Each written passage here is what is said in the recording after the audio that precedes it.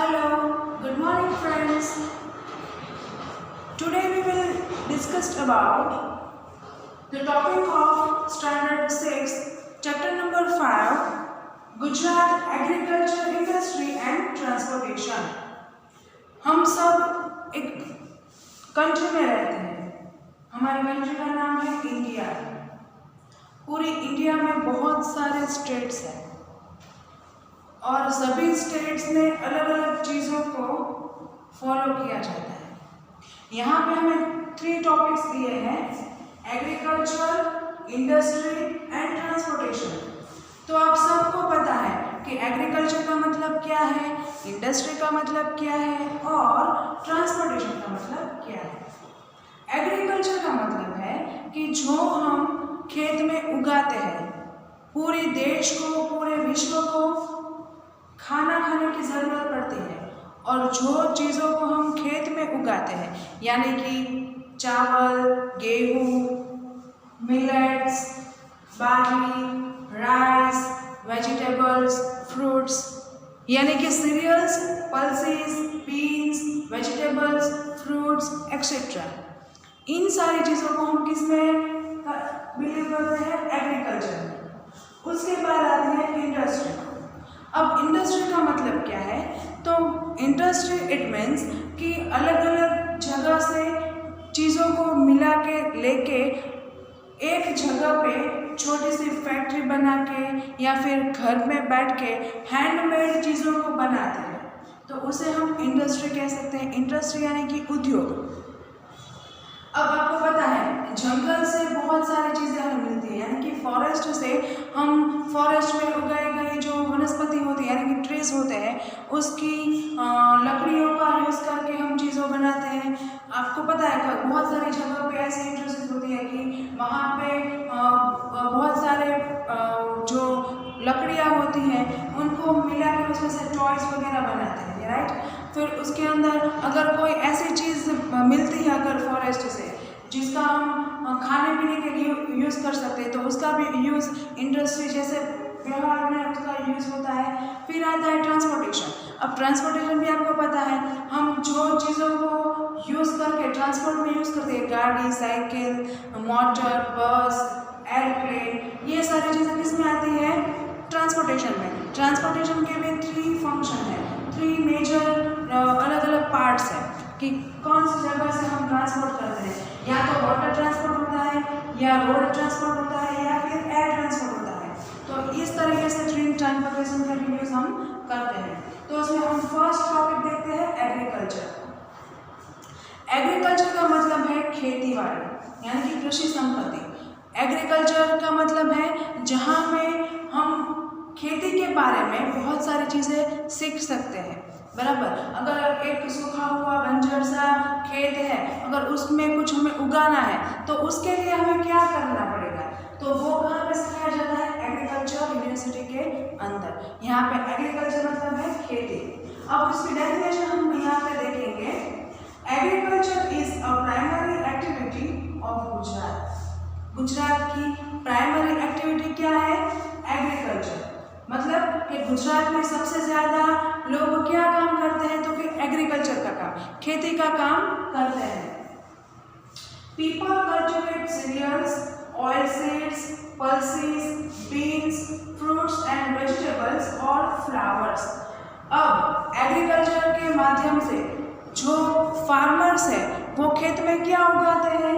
तो cereals, oil seeds, pulses, beans, fruits, vegetables and flowers. अब यहाँ पे बहुत सारे ऐसे वर्ड्स हैं जो बहुत सारे बच्चों को नहीं पता होंगे। यहाँ पे देखो सीरियल यानी कि पल्सेस जैसे ही होते हैं, यहाँ पे मैंने नीचे आपको समझाया है। देखो सीरियल और पल्सेस। सीरियल कैसे होते हैं? इट इज नॉट पार्टेड, जिसके आप पार्ट नहीं कर सकते, उसे हम क्या कहेंगे? सीरियल। और पल्सेस मतलब कठोर, जिसको हम पार्ट कर सकते हैं। फॉर एग्जाम्पल पैडी यानी कि राइस, बार्ली यानी कि जौ, और जो मिलेट है यानी कि बाजरा, तो इसको आप डिवाइड नहीं कर सकते, उसका पार्ट नहीं कर सकते। उसको हम हिंदी में क्या कहेंगे? एक दल वनस्पति। और पल्सेस यानी कि कठोर, अगर आप उसको पार्टेड करोगे तो उसके दो पार्ट्स हो सकते हैं। तो ऐसे में क्या आएगा, उड़द, मूंग दाल, उड़द दाल, ग्राम वगैरह जैसे जो चीज़ें हैं, जो जैसे पल्सेस हैं, उनको आप डिवाइडेड कर सकते हैं। और सीरियल के जो आते हैं पार्ट्स, उसको आप डिवाइड नहीं कर सकते। तो यहाँ पे सीरियल, फिर आते हैं ऑयल सीड्स, जिसमें से आप ऑयल निकाल सकते हैं, तो उसे आप क्या कहेंगे, ऑयल सीड्स। उसमें भी बहुत सारे हैं, बराबर। कस्टर्ड ऑयल है, कस्टर्ड सीड्स है, फिर आते हैं सनफ्लावर के बीज आते हैं, जिसमें से आप निकाल सकते हैं। कॉटन सीड्स है, जिसमें से भी आप तेल निकाल सकते हैं। फिर आते हैं पल्सेस, वो तो मैंने आपको यहाँ पे बता दिया। फिर आते हैं बीन्स। बीन्स यानी जो दानेदार होते हैं वो चीज़ें, बीन्स के साथ आप जो मसाले हैं उसको भी आप ऐड कर सकते हो। फिर है फ्रूट्स, फल, वेजिटेबल्स, शाक भाजी, फ्लावर्स, वेजिटेबल्स, और उसके बाद आते हैं फ्लावर्स, अलग अलग प्रकार के बहुत सारे फ्लावर्स। अब लास्ट में है animal husbandry is an another important activity. अब यहाँ पे एनिमल हस्बेंड्री का मतलब होता है पशुपालन। पशुपालन मतलब आप सबको पता है कि बहुत सारी जगह पे एनिमल हस्बेंड्री की जाती है।